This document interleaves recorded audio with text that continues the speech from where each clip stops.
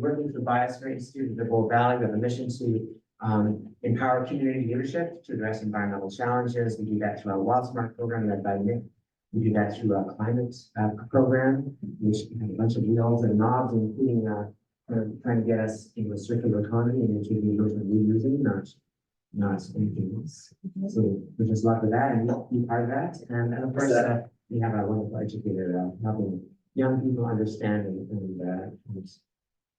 understand what their role might be and how the planet works and how to take care of it in this part of the world. And I want to introduce, it's my privilege to introduce our speaker for this evening, who brought along a couple of control number ones, one of which has exited stage left because she's probably heard it all before over the breakfast table, but they don't.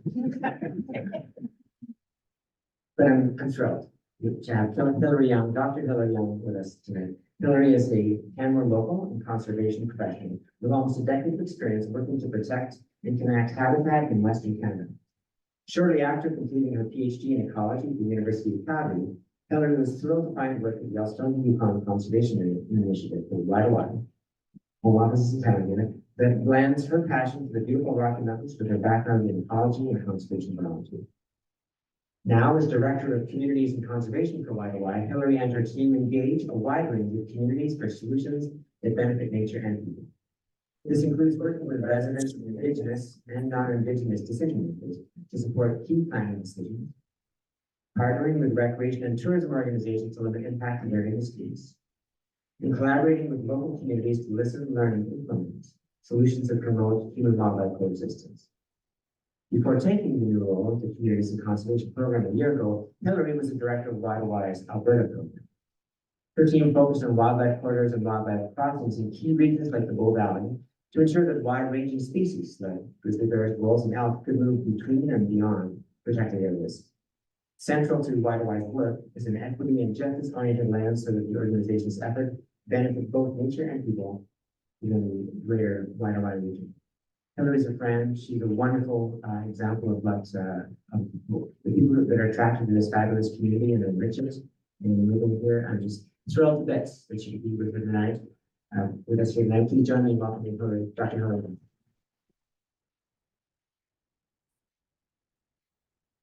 Thank you so much, Jeff. I appreciate that. And thank you all for being here. There are so many wildlife corridor ecologists in this community, and I'm really happy that you're here to hear one person's perspective. This is going to be a part of the picture, but others have a lot of expertise. Some of them are in this room, so we may end up calling on folks depending on the question to answer some questions as well.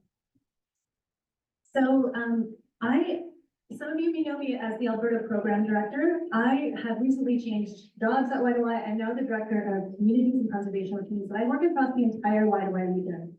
I'm working in Montana, I'm working in the Yukon, I'm working in the Bow Valley a little bit, but a little less than before. WildWire as a whole is still working a lot in the Bow Valley, but I just wanted to frame that up to start.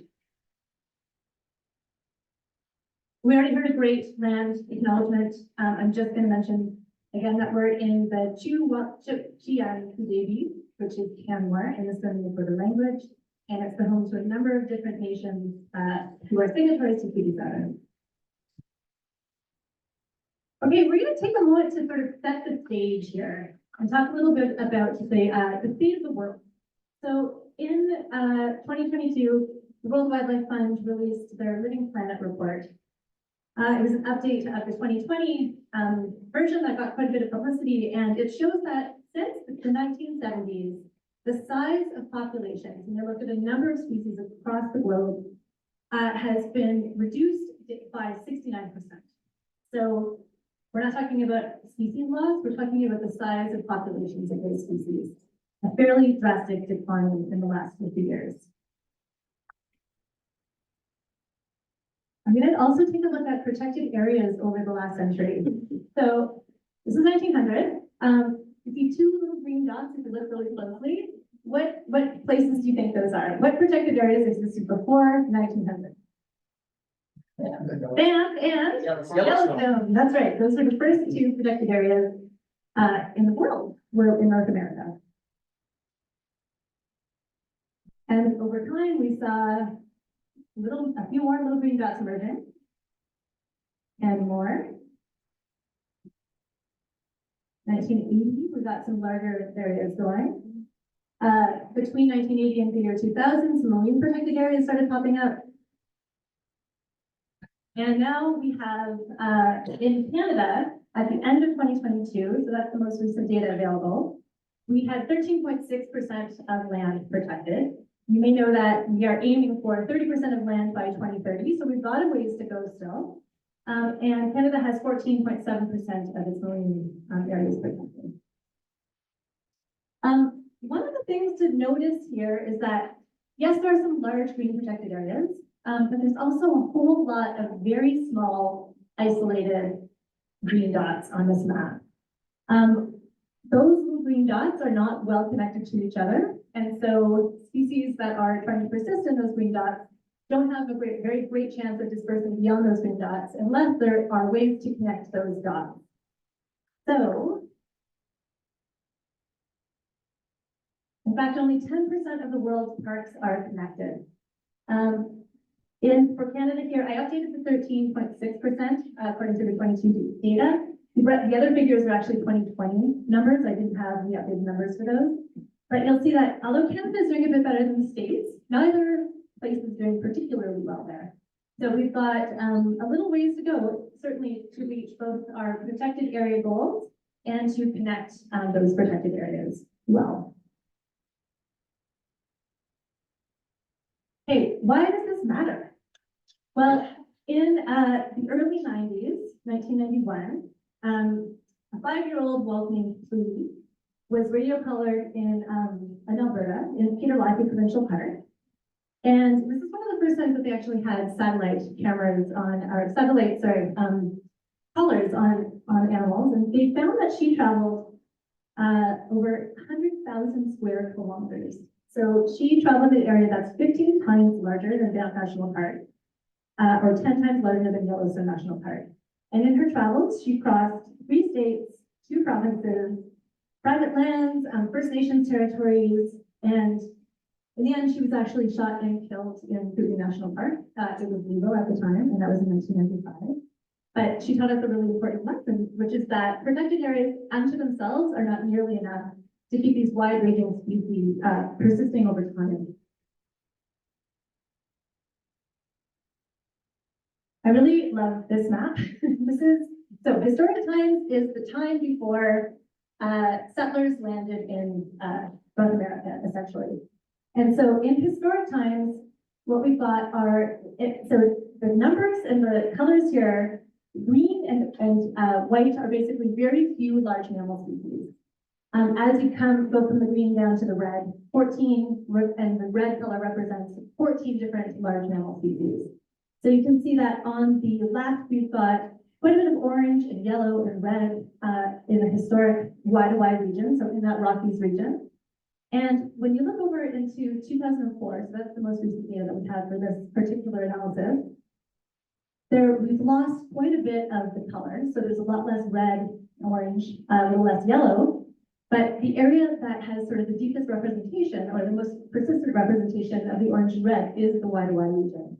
So despite all the changes that we've had in terms of population growth and fragmentation, the Rockies are still relatively intact, and we still have the same complement of mammals that we had before European settlers arrived.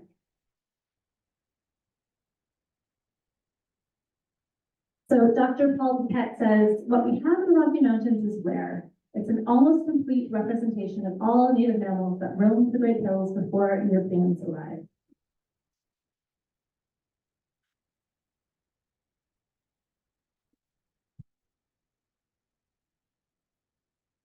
So it's a great opportunity to introduce the Waidawi region. It was established in 1993. That's when we were founded by a group of folks actually at the Biosphere. That's where the idea came out, the Biogeoscience Center, Kananaskis. And it's 3,400 kilometers long, approximately 1.3 million kilometers in area. It spans the US and Canada. And it's really, the work that we do at Waidawi is really the only work that covers this entire region. Our mission is to connect and protect habitat from Yellowstone to Yukon so that people and nature can thrive.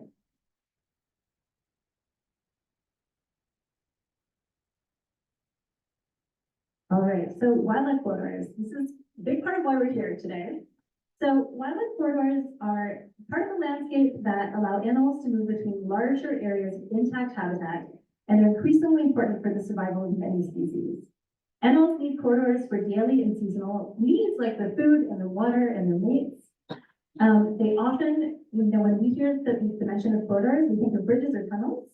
But in fact, most corridors, or many corridors, are natural areas and habitats, and they're actually made of protected lands rather than simply the human linkages, but we'll talk about those in a moment. So without intact corridors, movements are restricted and wildlife can't find food. They don't have places to rest and mate, and they have less of an easy time adapting to a warming planet and habitat fragmentation. And I'll talk a little bit at the end about how corridors are also a solution to climate change, or at least they're part of the solution. What I'd like to highlight here is that, different sort of processes and I guess orientations really are needed for different contexts and different species in different places. And so it may be that having a linear corridor between two protected areas works in some place, but in another place, depending on the species we're looking at, sort of stepping stones might be a better solution there.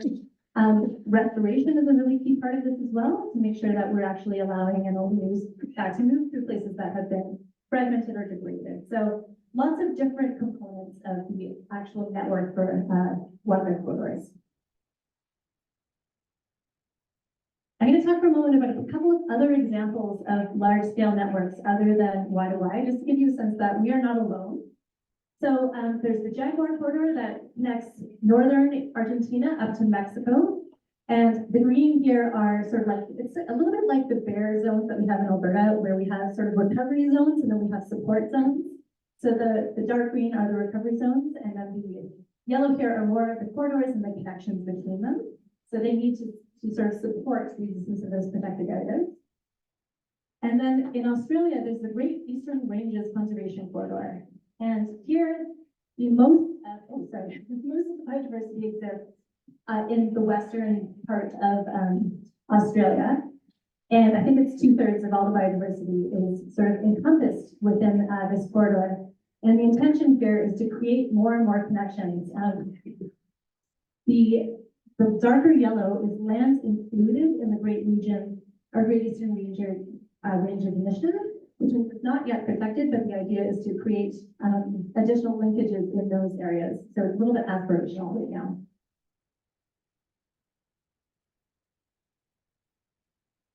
Natural corridors then are often used by mammals to migrate and to disperse, and they follow features that already exist on the landscape.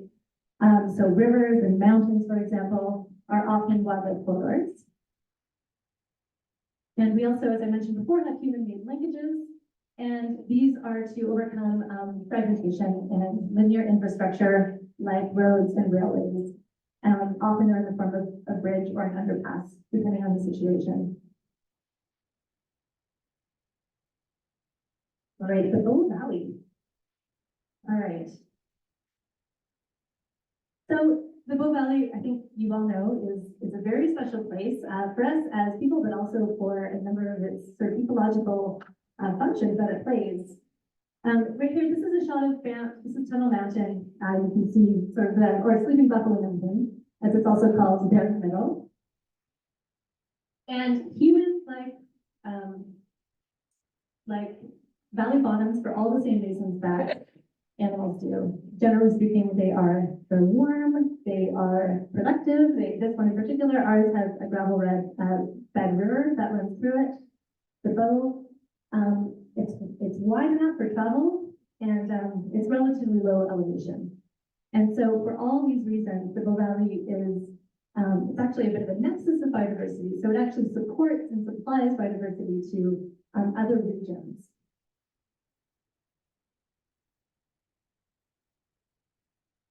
It's also very important for our Indigenous nations, the signatories of Treaty 7 and the Stoney Nakoda in particular. These mountains are our temples, our sanctuaries, and our resting places. They're a place of hope, a place of vision, a place of refuge, and a very special and holy place where the Great Spirit speaks with us. Therefore, these mountains are our sacred places.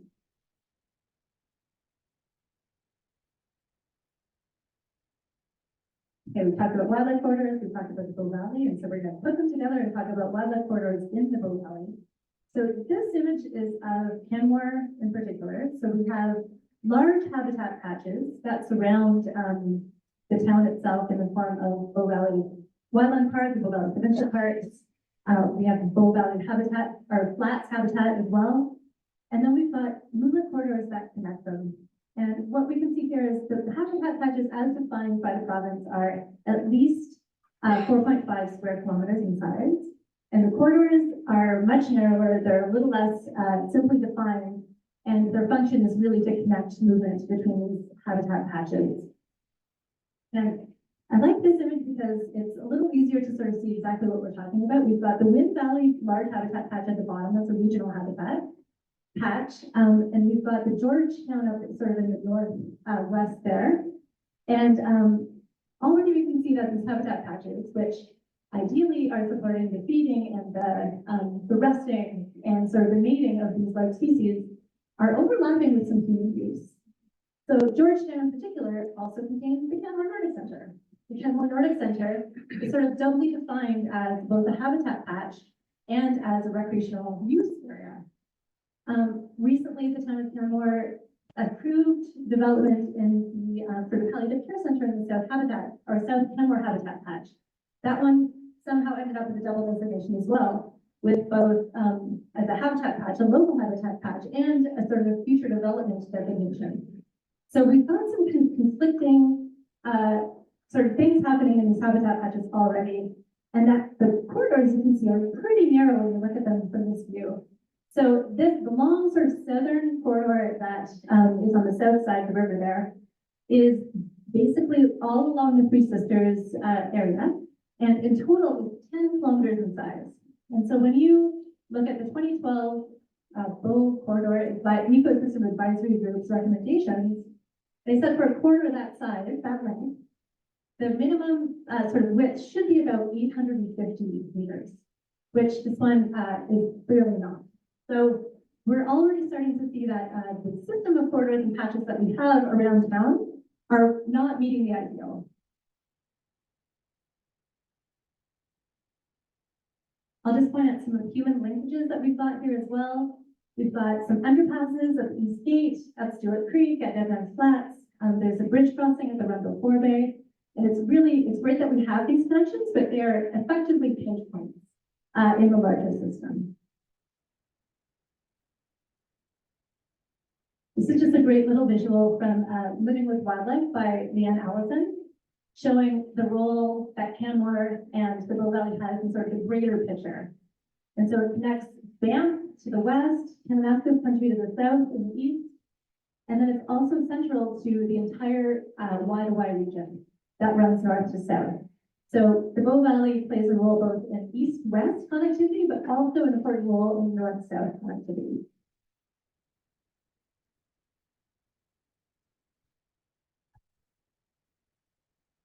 I'm going to talk a little bit about science.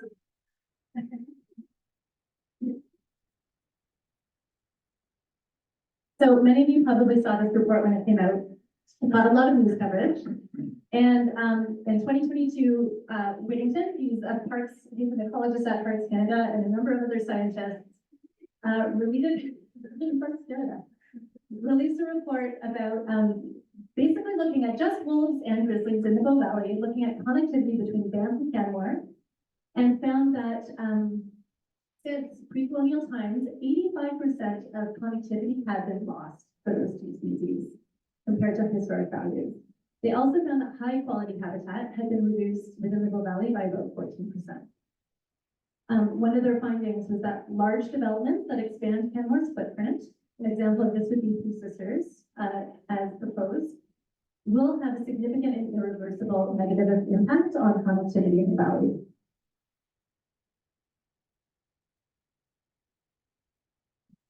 Okay, this is a great little interactive tool that you all can use yourself. This is thanks to my colleague, Tim Johnson. So this is the Alberta government's Wildlife Watch app. And they have been collecting data since, I believe this is 2016 to 2022, I think it said, on collisions. So they've been working with Volker Stebbing, who's been reporting on the carcasses that they collected. And they have a fairly fulsome view of where the collisions are happening in this valley. Well, let's go to Canmore for a second.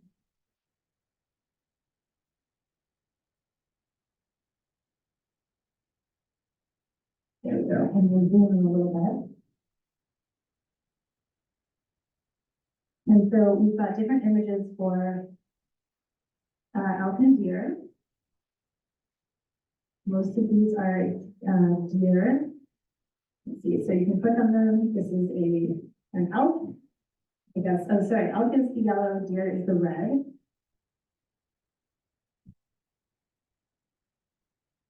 And we've got, if you move a little farther along here, we've got coyote.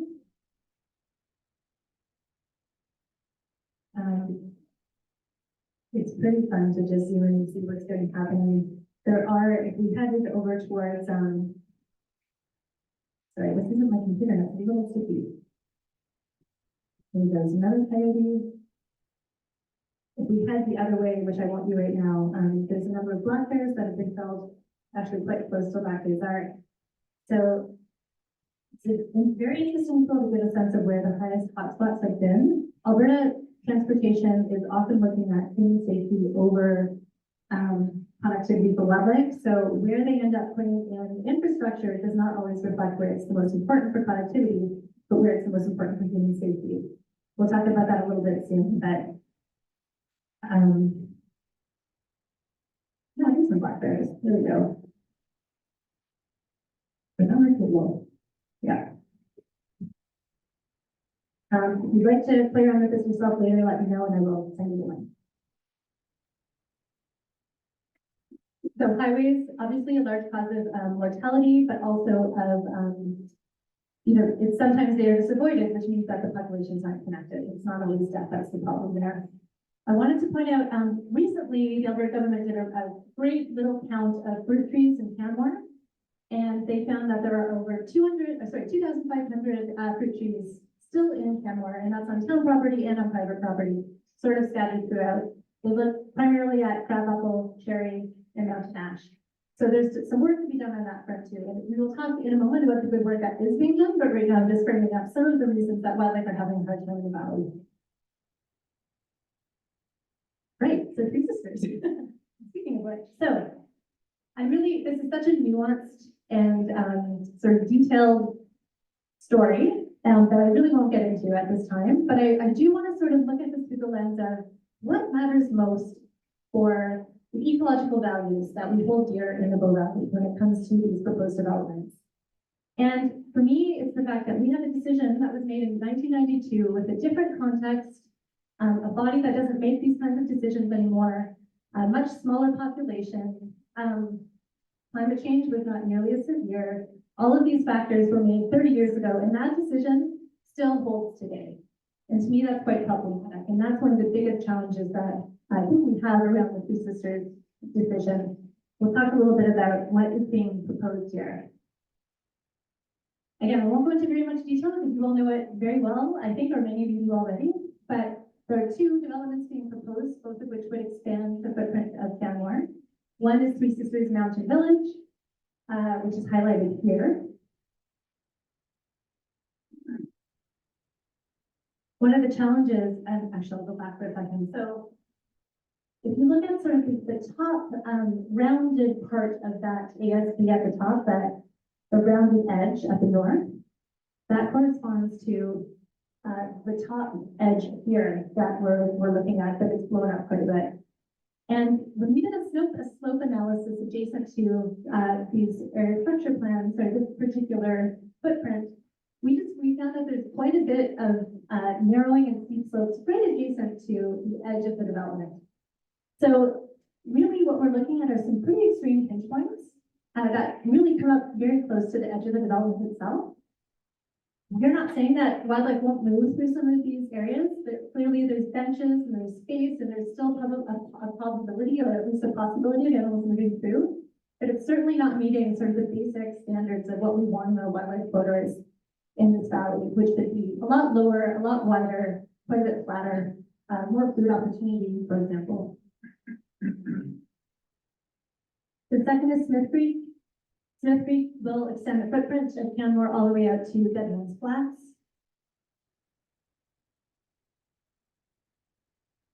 And although this was done a while ago, and it no longer corresponds exactly with what we saw here. This is the most recent that I could find on the Sisters website, so I think this one is up to date. Ours was built a couple of years ago, so the shape is a little bit different. But what you can see here is that we applied, again, a slope analysis, and we found that there are some pretty serious constraints around the wildlife corridor adjacent to the development. So if the development were to go through to the extent that has been proposed, we would have some very narrow gaps that wildlife would have to fit through adjacent to those areas.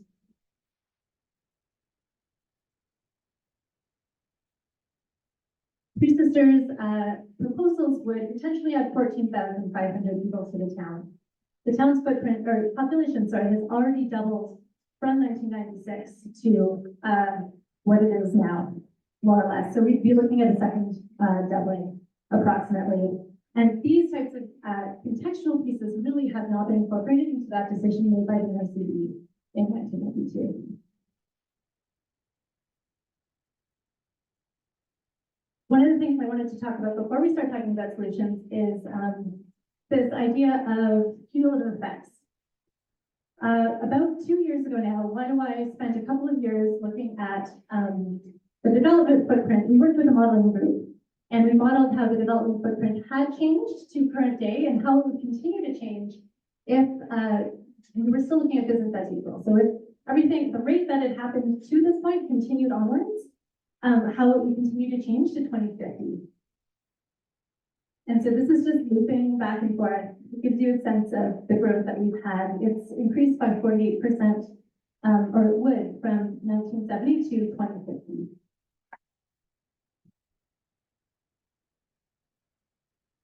This is a map of the least cost paths for grizzly bears. So least cost paths are calculated according to the easiest route for an individual to get from point A to point B. And by easy, it means avoiding boundary or barriers and low quality habitat and anything that sort of provides a risk. So in the mapping of least cost paths for grizzlies, the only thing I really want to show you is that pre-colonial times, so again, prior to development in this valley, or development as we know it now, most of the paths are along the valley bottom. So the grizzly bears travel through the valley bottom. That was the preferred habitat. And then as time goes by, the paths extend to the edges of the town and the edges, the lower slopes basically of the adjacent county ranges.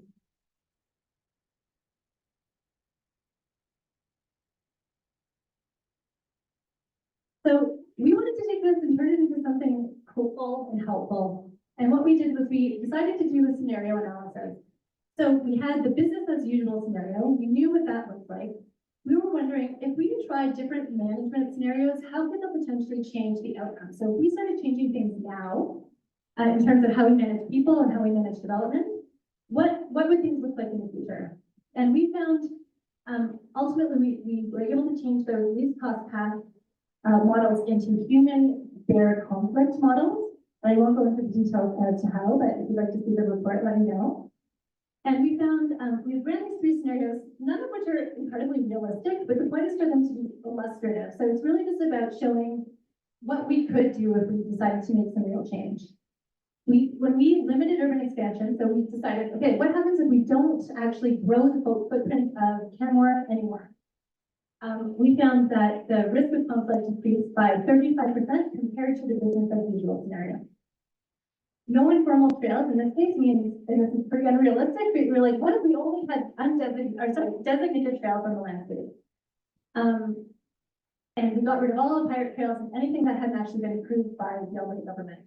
And we found that that scenario reduced the risk of conflict 41% compared to the baseline. And finally, restricted recreation in this instance reflects the intensity of human use on the trails. So hypothetically, if we could reduce the intensity of use by 50% on the existing trails, so all the trails still stay the same, it's just the human use that changes, then it would decrease the risk of human wildlife conflict by 23% compared to the baseline scenario. So the point of this is the numbers are less important than the fact that if we do something now, we're willing to make some sacrifices, we can actually change the outcomes in the future. Had to hit on the news because there's been some news and people were asking about the news. So a few things have happened since the fall, really. One is that due to the decision by the Alberta Court of Appeal, the Land and Property Rights Tribunal decision was upheld, and the town of Canmore Council approved Three Sisters ASPs. I think everyone probably has read that. That was certainly covered well in the paper. And then in early December, the Stoney Nakoda Nation sued Canmore and the province over the adoption of TSNP's plans, citing a lack of fulsome consultation, both on the design and development and on all the way up through the approval.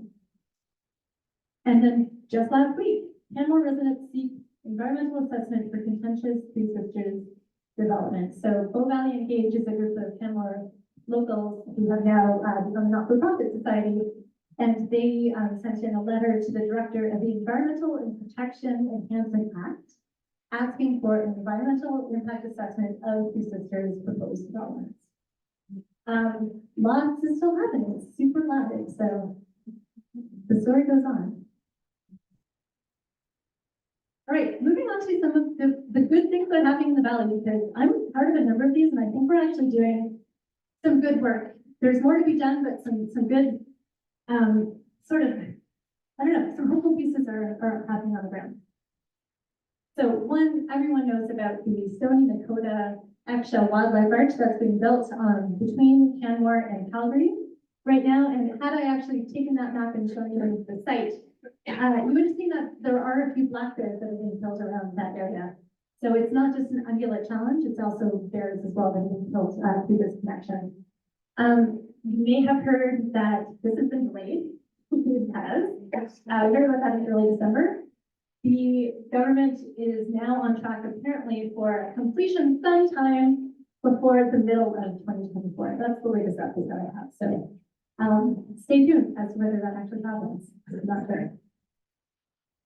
I should say this particular wildlife overpass has been in the works for over 10 years. There have been so many people working tirelessly to make this happen. And we were just so thrilled when we got the news that it was finally funded by the government. One thing that surprised us was the ballooning price. We were honestly anticipating 7,000 for a single span. It's now 17.5, sorry, not 7,000, 7 million. It's now 17.5 million for a double span. So they chose to go with a full double barrel design, in part because they may end up adding lanes to the highway in the future, and they wanted to make sure they accommodate those. This is when it was. This is just a pretty picture. You know, it's much better along than this now, but this was it last winter.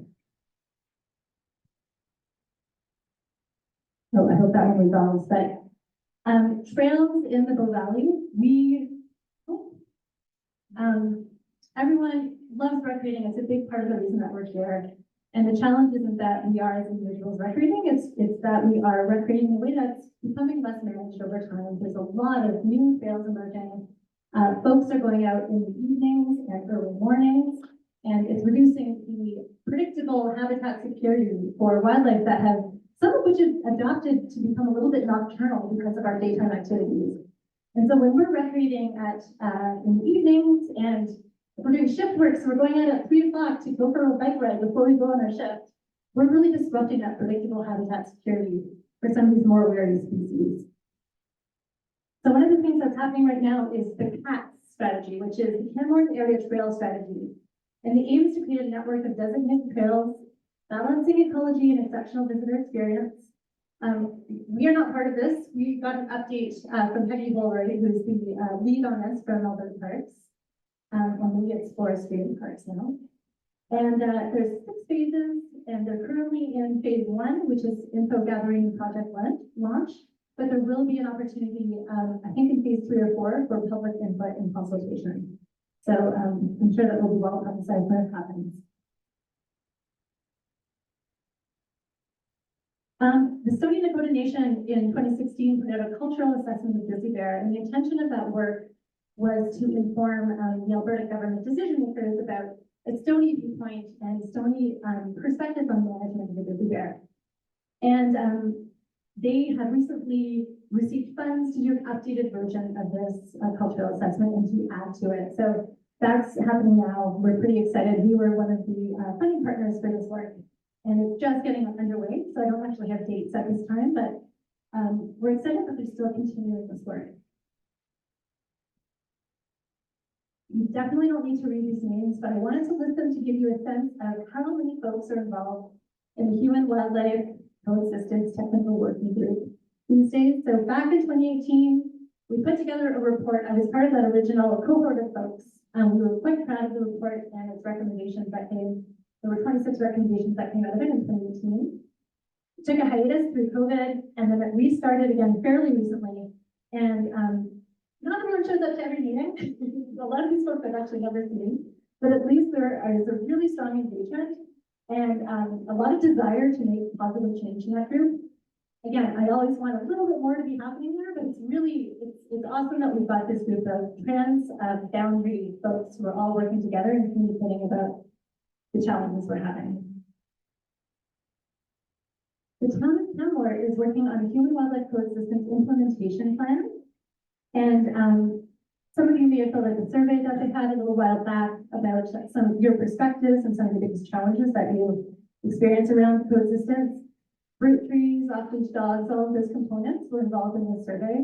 They've taken that feedback, and they've also been consulting pretty regularly with the Human Wildlife Coexistence Technical Working Group on the implementation plan.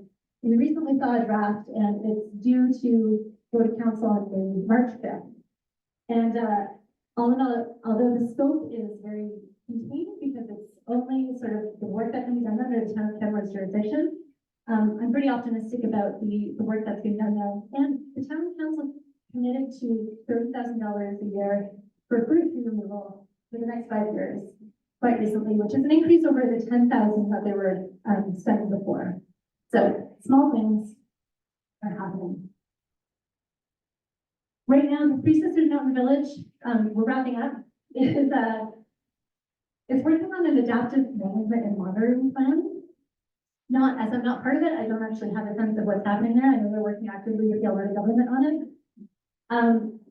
In their ASPs, they have listed some of these things as components that will be involved in the plan. Fencing, education, trail systems within the developed area, off-leash dog parks within the developed area, monitoring that will lead to metrics and targets and changes if needed. I can't comment very much on whether or not how this is going or will this will go. It's encouraging that it's underway in some way, but it'll be, I really think this is one of the devils in the details. I'd love to see what the final product is and how it's going to be implemented.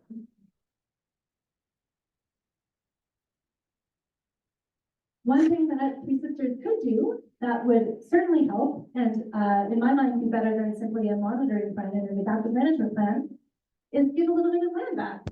So these highlighted areas here in pink are areas that are sort of contingent with those pitch points that I pointed out earlier. And perhaps at some point later in this process, there could be an opportunity for easements on those lands, giving those lands back to Canmorites, selling those lands, I'm not sure. But I still have some hope that there is some way of widening our pinch points as this process goes forward. And this next one is this is just a dream. This is not, if we have a very large donor out there, maybe this will happen, but this is imagine we took Smith Creek offline and we shrunk down TSV, the Three Sisters Village, and we had some affordable housing in there, which we certainly need, maybe some commercial. And we're really giving wildlife the space that they need and enforcing and managing the rest of their funds appropriately. It's a dream, but it's worth putting out there. And I just want to end with a note on how wildlife corridors actually do sort of they're one of the many things that we can doing towards climate change mitigation over time and adaptation. So I mentioned before that river bottoms and floodplains are often used as wildlife corridors, wildlife rights of the city. But they're also really great corridors for climate because they change a lot less than the adjacent lands. Riparian zones are not going to warm as quickly as, say, a big field. And so if we are able to retain wildlife corridors, not only are we giving wildlife connections to move north and to move into the areas that they need to over time as the climate warms, but we're actually preserving areas that are less likely to warm themselves. So this is at Nautical Valley. This is Jim Prentice corridor down in Highway 3. But it gives you a really great sense of the diverse terrain we've got, and as we go over the terrain, there's clearly need to be some mitigating there as well.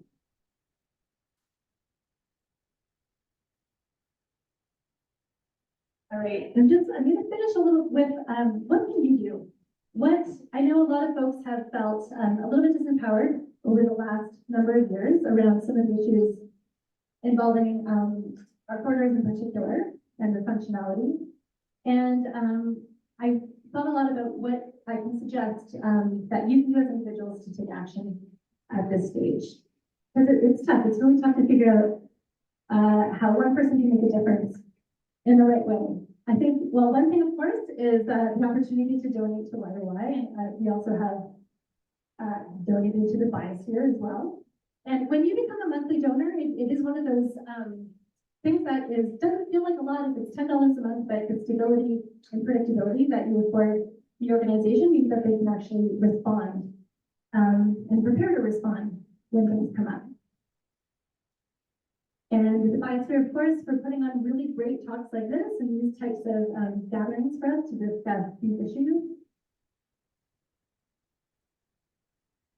I think that there's an opportunity to write our new Environment and Protected Areas Minister, as well as our Minister of Forestry and Parks, they're pretty new. They don't know how deeply we care about the wildlife corridors in this region. I think there's value in speaking up and writing them and telling them how much it matters to you that they are protected and that they are actually functional. Maybe it'll help them resource some of the enforcement and signage and land that we need to keep wildlife moving through here. The Minister of Transportation, again, I mentioned that the Ministry of Transportation, they have a really clear lens on human safety. They're not talking enough to the other ministries about connectivity. And there's so much siloing in the provincial government. It would be so great for the Ministry of Transportation to understand that we actually care about connectivity and making sure that when they're fencing, for example, they include underpasses when they're doing that work. And finally, just a little bit of self-reflection. When you're out on the trail, do we take the time to look up what's closed and what's not, and if we actually respect the information that we see? Do I keep my dog on leash whenever, even when no one's around? I think that's one of the key things is that a lot of folks feel like their dog is great and there's never going to be a problem. And it's often, there are times certainly when it's not about whether your dog is great or not, it's about the bear or the critter that it encounters.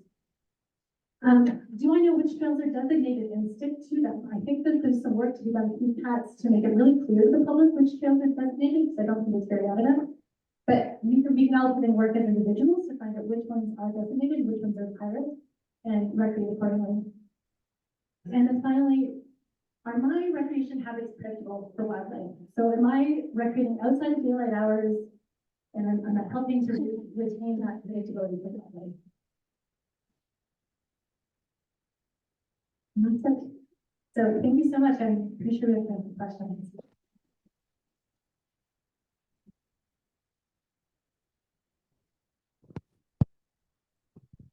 Thanks, Hilary. But listen, we'll do questions from this great group here. We'll invite the members of the Zoom audience too. I want to just give you a little 2-minute snapshot of why the heck we're doing this tonight. So again, if you just walked in, I'm Gareth Thompson. I've been living in this valley since 1989, and pretty much from the get-go, we heard about this issue. arrived here, people were talking about the Three Sisters development, the proposed Three Sisters development, about the proposed Silvertip, back then it was called the Hyatt Reaches here, the Cadco development. And I was privileged I'm privileged to come on to council in 1992. I was privileged to be the chair of a group called the Wildlife Corridor Task Force and that's, my friends, it's like 32 years ago, that we were all thinking about and talking about coexistence and basically collaboration across jurisdictions to try and get wildlife corridors right. So this is a 30+ year long conversation. I was one of the guys that I met was this wild-haired young biologist called Carson Hoyer, who subsequently walked all the way from Yellowstone to the Yukon to show that it could be done by humans and by wildlife. One of the things we did along the way, I was, again, I'll use the word privileged, I was privileged to be part of a group that pitched the creation of a new protected area, 37,000 hectare protected area called Bull Valley Wildland, 144 square miles. And we got it by Diamond Dud. So that's the area that completely surrounds this town. And part of this just tells you a little bit about this town. And this is a little illustrative story. So part of my pitch was I made a presentation to the Chamber of Commerce. And my brother happened to be there. My brother's like a smart guy and he's got his PhD in English. And I'm like, David, how did I do? He's like, well, you did pretty well, but you made one mistake. Oh, what was that? Do tell. He's like, well, you used jargon. I'm like, jargon? Tell me about the jargon. What jargon? He's like, well, you kept on saying wildlife corridors. Gareth, nobody knows what a wildlife corridor is. And I'm like, David, welcome to Canmore. Everybody knows what a wildlife corridor is, because that's how we roll. It's part of our culture. We've been caring about that for 30+ years, and we will continue to care about that. And so, but notwithstanding that kind of sentiment and that feeling, we thought it would be really good to have one of the experts come up and give us a refresh on what's known and what the priorities are, and just like an update and an upgrade on our own knowledge about wildlife corridors and our new information for those that just joined us in this dive. So I want to say again to Dr. Young, a big thank you because they care about it.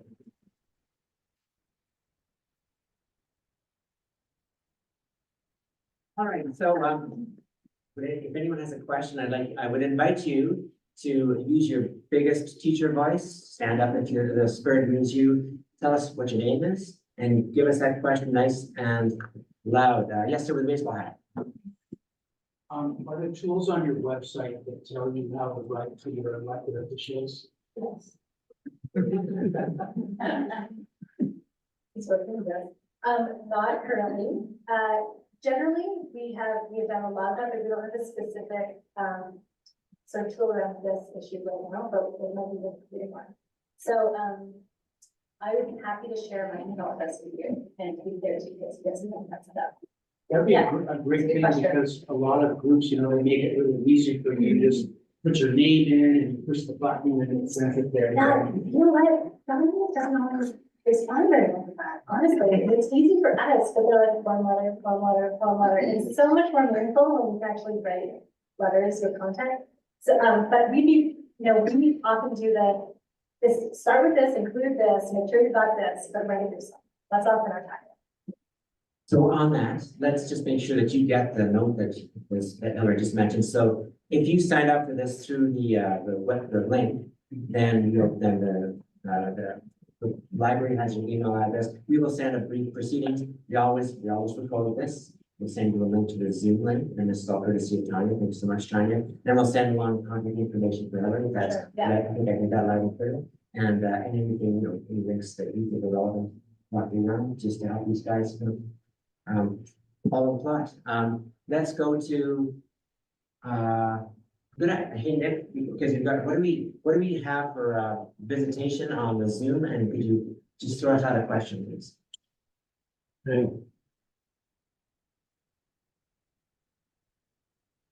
Take your time. Okay, I'm just trying to, I've got lots of different ones. I thought you were gonna ask some questions in here first. And by device time, I'll put it in. Okay. And you set it in the back. So- What the hell? Well, you don't need this. I don't need that. I don't need that. Yeah. My name's Derek.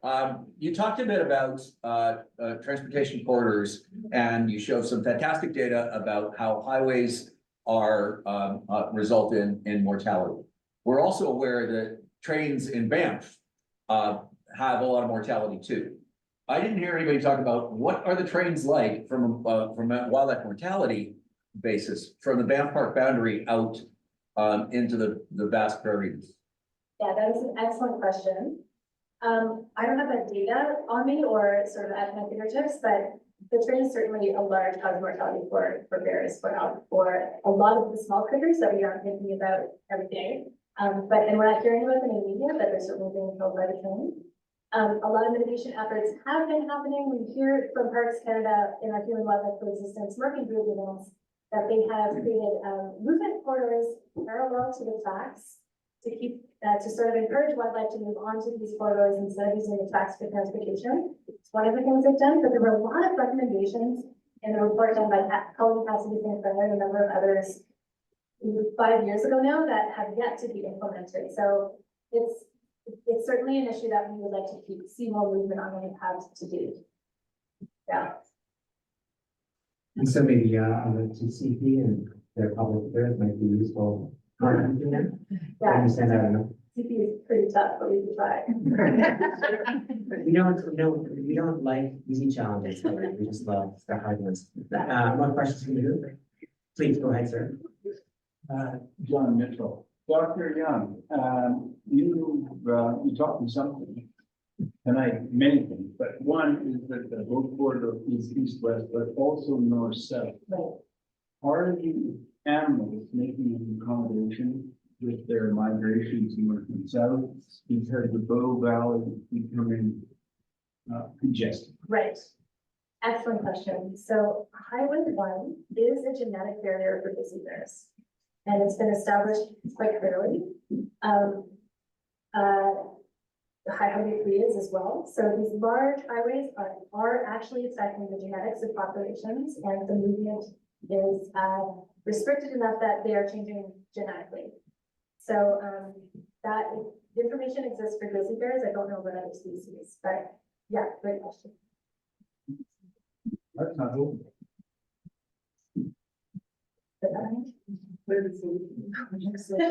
Yeah, I mean, certainly a suite of mitigation opportunities across the highway is still required. We're talking about mitigation systems, not just a one-off. Overpass is great, fencing is great. There's so much more required at this stage. Apparently Canmore, my understanding is that they're looking at fencing along Canmore, that Alberta Transportation is. I haven't yet heard talk on underpasses, which is why I started sort of talking a little bit about that. So again, these conversations are ever evolving, but so a suite of mitigation systems is what we've been asking for. Our connections in the Alberta government have changed, they keep shifting. And so it's hard for us to really kind of find the champion internally that we would like to have. Yeah, I've got an online question from Chris. A question about re-envisioning the ASP lands. Okay. Have you asked TSMV since Alberta Court of Appeal decision about the idea of re-envision the lands to remove Smith Creek lands from any development and redo the Three Sisters Village to undertake town-owned affordable housing on less than half the land in the ASP area? What was their response? So in 2021, which is not that long ago, I haven't had direct conversations with TSMV about this since then. YY worked with a planning company in Calgary called the B&A Planning Group, and we commissioned them to look at the ASPs as they were being proposed. So we took what they were proposing as the baseline, and we said, what modifications can we make to these designs to make it work better for wildlife? And that's actually where I took those images of the pitch points beside the ASPs from, where the slope analysis was done. It was from B&A's work. We created a report, we shared it with Three Sisters at the time, and at the time they said, we are not going to make any of these changes. And that was the end of the conversation.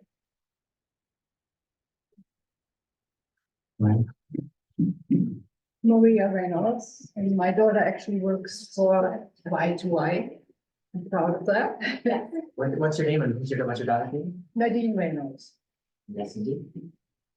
You mentioned wildlife corridor. How do we It does not everybody know what a wildlife corridor is, but how do we define a wildlife corridor? Is it what we tell the animals to do and say this is a wildlife corridor? Or is it where the animals naturally go? Because we've had a really big controversy in the town today. We only moved here 2 years ago and we live near the Nordic Center in the homestead. All that area has covenants that you cannot fence. And it also has what the town calls urban reserves. And we happen to live at an urban reserve, which was very much violated this summer, was unnecessary and onerous work of stones and trucks going over it.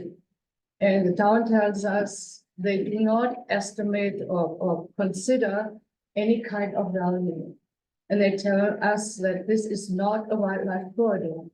But when you have over 20 elk hanging out there for a day, every week or so, when they graze, when they feed their young, to me that is a corridor, a wildlife corridor. That's a great question. Also, the covenant says that you cannot fence your properties. But there's a small clause that says the town can enforce it, but it doesn't have to enforce it. And in our case, people next door want to build a dog run right on the property line and fence it. It's halfway up already. And the town decided that they will not fence it, that they will not enforce it. So which leaves us in a situation where we would have to go to a lawyer and spend $10,000 if we wanted to enforce the covenant. And it totally undermines the covenants, the wildlife crossing, and that's the kind of a north-south crossing, because the animals go down, wind their way down to the Bow River to drink and graze at the big pasture down there. So I think You could have your son Marlo deal with it as he has, we he's have so met with the effective. lawyer. And I think the core of the question is, when is a wildlife corridor and when is it not? And how does the town protect the common areas? Because this is a common area. Over to you, Hilary. Thank you very much for the question. Jeez. I have to admit, I don't know enough about how the town evaluates or resources or manages some of those smaller internal covenants inside. the There are a town lot footprint. in Canmore, Yeah. all over the place. Right, yeah, it's a great question. So immediately, why do I is much more concerned about the larger wildlife corridors? We have very intentionally gotten involved in issues when when it's about expanding the town footprint and it's really going to affect the connection between Banff and Kananaskis country, less so when it's smaller and internal to Canmore in that way. So I actually don't have answers to your question. It's a great one. Yeah. Another question, thank you. Another question? Yeah, go ahead. Scott. Scott Field. The question is about the new overpass that's being built, and as you mentioned, it's going to be commissioned and up and running in about 6 months. Are there protocols and procedures in place to measure the effectiveness of that new infrastructure, especially given that its owner is Alberta Transportation and it's not Parks Canada? So is there some effort to take the learnings and to try and figure out what the effectiveness of that is with regard to mortality and usage? Really excellent question. Thank you. My understanding for that is that the cameras are up already. So they've already got cameras, which will be part of the larger monitoring protocol on the structure itself and adjacent to it on either side. My colleague Tim said that, I think it was a deer, I'm not sure, elk or deer already crossed on it, which is pretty amazing. Elk tend to be a lot less wary when it comes to unfinished infrastructure. So, yes, I know that the cameras are happening. I don't know enough about the sort of study of how they're going to be doing it and whether they've been corresponding a lot with them. Yeah, they certainly should be taking some learnings from like the premier place in the world for wildlife crossing instructors. So I hope that's the case. But it's actually making me think about following that. So I'll see. There's lots of hopeful signs that Hilary's done a great job, I think, of talking about. One of them is that so I haven't shared the co-chair the wildlife corridor, the technical working group of the roundtable, which looks at human and wildlife coexistence. And we are being joined consistently. Some of the people who are actually there are people from transportation who are there to learn and keep track. So they have their, they can't start building stuff unless they have really good rationale from a student safety point of view. But they're doing their darndest to make it work. And so, my hat is off to them. It's one of the many bright lights that I get to see. Other questions? Go ahead, Scott. Scott. Go ahead, Sean. Can I call you Scott? Go ahead, Sean. I'm sorry, because otherwise we want to be helpful. Thank you. Yeah.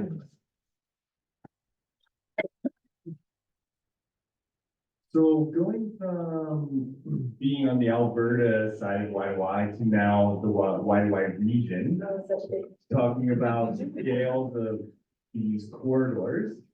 Like, I don't know, can you speak to that a little bit and just, what scale is the most important for corridors? We're talking about 50-meter pinch points, that is in context to a larger corridor to the larger corridor. And then maybe where do we, as residents of Canmore, where should we be focusing our efforts? Should we also be pushing for more broad scale education over corridors and protecting areas like that? Or is our money best spent or our time best spent, I guess, on these, Three Sisters Mountain Village, that 50 meters of those things? Yeah, no, excellent question. It's been so eye-opening to work across the region rather than just in Alberta.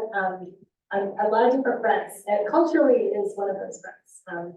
I sometimes think Alberta is intractable, and then I go to Montana. I'm like, oh man, they want zero government involvement whatsoever. It's pretty incredible. In terms of scale, one of the things that my eyes have been open to is that because YY is headquartered in Canmore, and I've sort of really gone on about all the values of the Bow Valley ecologically, it's very important. But because we're headquartered here, we spend a lot of our time and energy and effort here. There are TSMVs happening everywhere, all across the region, at a scale that's not sort of dissimilar to what we're experiencing here. That don't sort of have the same level of involvement from our group. They have, more locals are involved in those issues, but not sort of in the way that we have been involved here. And scale-wise, we're finding, for example, that in Montana, the fragmentation of ranch lands because folks can't afford to have a ranch anymore, so they're selling them to developers. It's happening across really wide valleys, so suddenly there's a ranch for every, kilometer squared on the landscape, which absolutely is going to affect the ability of weird acoustic areas, for example, to mitigate those areas. So, I don't know, I hope that answers your question. There are a lot of sort of large challenges happening, especially, I guess, the pandemic has resulted in folks leaving urban centers and moving to rural places. And that sort of flux of folks into like Gallatin County or Bozeman, for example, is causing a lot of challenges as well. So it's happening throughout the wider region in different ways. And is Canmore at the forefront? Are those towns learning from us or are we learning from them? Yeah, so that is an excellent question too. Canmore, the question is Canmore at the forefront in terms of coexistence more generally, and are other communities learning from us? 100% yes. The more I'm working in BC, for example, the more I'm learning that our fruit tree removal program is incredible compared to other communities where with different challenges. Sometimes the fruit tree is actually required for food security in some of these communities, and so they don't want to remove their pear tree or their apple tree because they actually depend on it for food. So a different set of cultural challenges there. Whereas here, we're really quite bought in, generally speaking, to the bylaws we have in place and the garbage cans, the garbage bins, all of those pieces. We're trying to sort of share that information with other communities elsewhere. I have one quick story. I was in Rossland for a conference and I sat down and I chatted with the mayor of Rossland and told him that I was working on human wildlife coexistence. And he was like, oh, this summer there's a black bear in a backyard in Rossland. And it was eating on a fruit tree. And then suddenly a grizzly bear came in and killed the black bear. And then the CEO came in and killed the grizzly bear.